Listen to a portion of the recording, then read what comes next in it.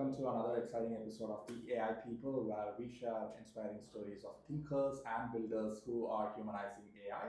Today I'm with Andrew. Andrew, why don't you kick us off with an introduction? Yeah, sure. So Andrew Smith, I'm the CEO and co-founder of an organization called Efficient Frontier Labs. One of the projects that we're just getting incubated at the moment is called Hidden Layers for Open Secrets, AI infrastructure that kind of builds upon trust, identity, and financial control.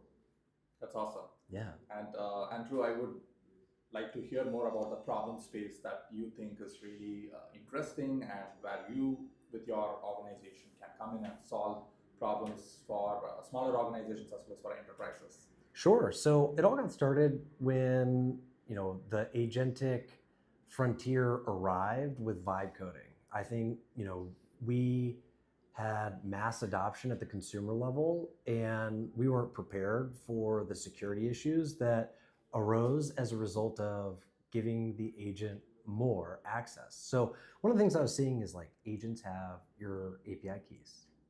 And the first thing that we solved was now agents can act on your behalf without ever knowing your secrets, which is a huge unlock. And if you can do that, what other trust mechanisms can you build into some infrastructure that allow agents to act on your behalf at scale?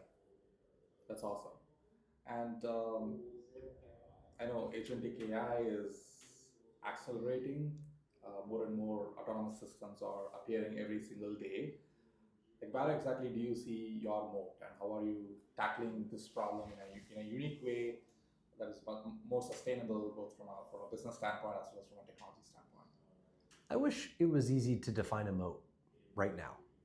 I think that everything is liquid and it is really, if you're trying to catch it with your hands, you've already missed it. And so what I've committed myself to and our team to is just shipping and in the direction of the best possible product. And understanding who that customer is at the end of the day is core to shipping great products.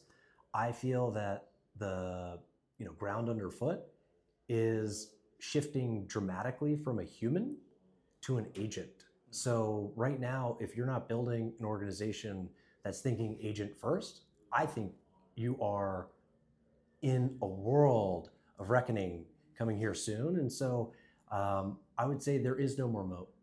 The moat really is your ability to meet the moment and move with the speed of an agent.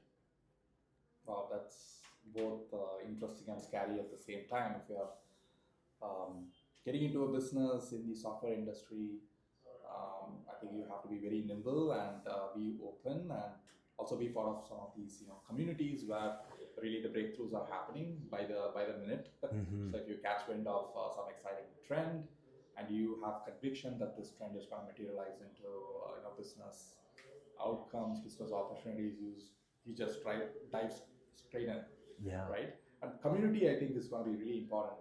That's really one of the areas where I think businesses can excel if they can organize and take a community with them through their journey. They'll be phenomenally successful. Do you agree with that? And if so, how are you building a strong community around your platform? Yeah, sure. It's a great question. I think that we may be going back to hand-to-hand combat. I think that that is the next frontier of, one-to-one scale. I think on the software side, we're going from mass adoption to individual adoption. And I think that the same thing can happen with mass appeal to individual appeal. And I think that building community is the only way to really accelerate what the potential of tomorrow is. And just like yourself, I think that there's so much value you learn in just sitting with somebody and kind of chopping it up. And so can you get smart people in a room and think about big things? That's always been kind of core to my growth. And I feel very strongly that that is a prerequisite for your opportunities moving forward. That's awesome. And I know this question is very challenging to answer. Where do you see the future of software heading? And especially when it comes to agentic AI, and now physical AI is also getting added to the mix. And earlier today, I heard a gentleman talk about physical AI and agentic AI coming together. Yes. So it's really interesting. I want to get your point of view on where you see this industry heading in the next 1 to 2 years, and how you are positioning yourself to capitalize on the growth opportunities. Yeah, I think that I say we, those that are in this room at this moment, are in one of the most unique places on earth at one of the most interesting times on earth. And I think that's a very fortunate thing that I get to be a part of, is running into people pretty much all day, every day, that are thinking about ways in which they can change the world. When you say unique place, it's downtown San Francisco. I think so. Okay. I had an office here that I was spending $18,000 a month on when it was literally empty. And I think about what that felt like as an operator and what it feels like right in this moment. And it honestly feels like I was on a different planet and am now on a completely different planet. And so, one, I think it is incumbent on anyone that wants to change the future to go get in the mix. That mix can be something different for your community and what you are looking to achieve. For what I'm looking to achieve, I'm in the best place at the right time. And I just hope I can continue to be around really smart people that push me into kind of that next frontier. And so, yeah, I think we're in a really unique space to push each other to build and grow and see what happens. And what is your advice on staying ahead of the curve, like thinking Mm. and also seeing around the corner, like Jensen from NVIDIA puts it, the people who will be successful are the ones who are trendsetters and Yes. the ones who can see beyond what seemingly looks like it's possible today. Yeah, great question.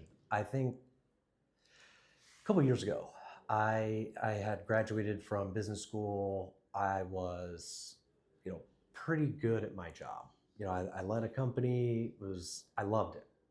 And then ChatGPT came along, and it took me a minute to calibrate because I felt that the things that I could do as it related to communicating with executives, preparing people for scale, organizing operationally to do things that people couldn't do, I thought those were like so unique to me or unique to a few. And then all of a sudden it felt commoditized. And it took me quite some time to get back on track after that. But it required me to embrace failure like I've never embraced before. So your question, to get back to it, is how do you stay in front of what's happening? Lean into all of it, because there will be setbacks. And now more than ever, it can be overwhelming to figure out what to do. Jensen said something 2 years ago that sticks with me to the moment, and it is just get on the train. We're all going to start maybe at a different stop. Just get on. And that to me has been kind of my rally cry to try and be one step ahead. But things that I've shipped over the past year that became irrelevant in 2 weeks, it's just, I view it as like burn the boat. Granted, there's this whole mythos around burning the boat. They didn't do it, whatever. Hey, what I believe in is you have to be willing to just keep going. And that's the pace you must set for yourself. You must have a bar, you must have taste. I think that those things are true about the future that we're kind of walking into, but you just got to go and be willing to fail. That more so now than ever. Yes, and to wrap things up, what is one thing that really excites you and one thing that really scares you? Scares me? Ooh. I try not to think too much about the scary things because I have no control over it. I can only control what I put out in the world and the people that I have around me. I try and enrich their lives in some material way. The scary things are always going to be there, and I try my best to not ignore it, but focus on the things that I can control. As it relates to the things that are really exciting to me, I think that there will be a winner here soon that thinks about an agent-first platform. And the architecture, the endpoints, the shape of a company has been built for you and I.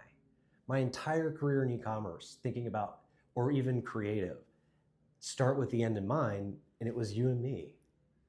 Now it's our deployed agents. What do they care about? What is the information they need to get the job done.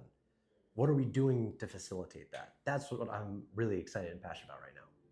That's so interesting. Well, thank you so much, Andrew, for Yeah. being with the AI people. I learned a lot and makes me feel more positive about what's in store in the next 1 to 2 years. Yeah. Thank you.